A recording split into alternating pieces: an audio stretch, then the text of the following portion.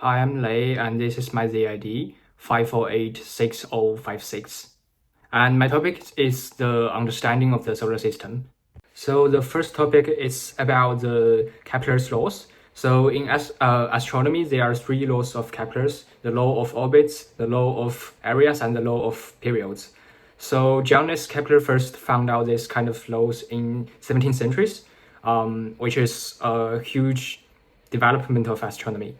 So for the first law, the law of orbits, as the graph I provided, you can see that the orbit, it doesn't look like a perfect circle, and the sun is not at the center of this orbit, but some point close to the point. So normally it just looks like that.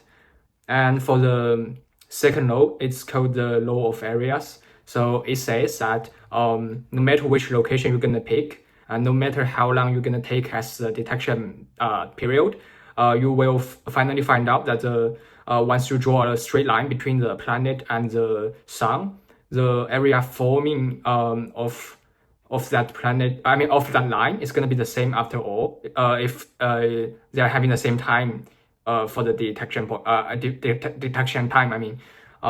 So as you can see, the purple one is at the closest point to the sun at the very beginning, while it's having the fastest velocity it's going to have in this orbit. So the final area forming A1 is going to be, it's actually going to be the same with the area A2. The area A2 is having a larger R with a smaller V. So which means that they are actually having the same area. Yeah, that's it. And for the third law, the law of period, it just says that the square of the period is proportional to the cube of A, and A here it just means the semi-major axis. That's the largest ratio of the orbit divided by 2, which is, we can also consider it as a average ratio of the orbit. Yeah, that's it. Now I'm gonna talk about the question 9. So for the question A, my answer is yes. The planet is obviously moving while having a moon orbit around it. And due to the fact that the difference in mass between a planet and the moon is not as great as the difference of that between a star and the planet, the movement of the planet cannot be ignored.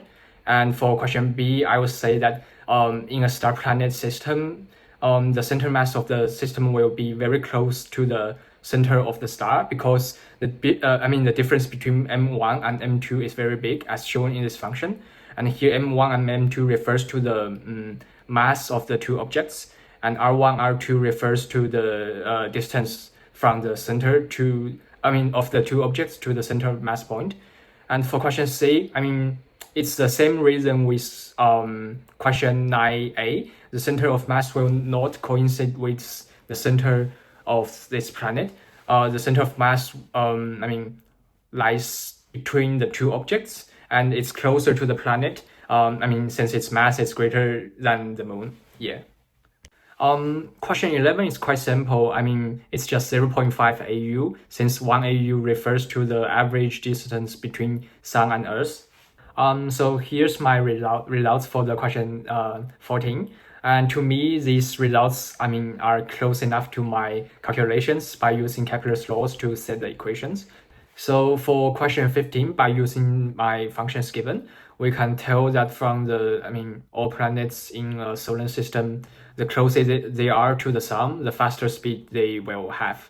So for question A, it's going to be Mercury, because it's the first planet in order from inside to outside. And for question B, the answer is Pluto if it's included. And if it's not, Neptune will be the slowest, since it's the farthest from the sun. And for question C, the two sides in an equation should be equal. Thus, whenever R is rising, V will just decrease. And for question 16, actually it's an open question, so I recalled astronomy, physics knowledge to solve these equations, and that's from my high school. And the part of comparing the star-planet system and the moon system was, a bit interesting, and I just realized that once I'm fat enough, the whole universe is just coming to me. It's just kidding, but yeah.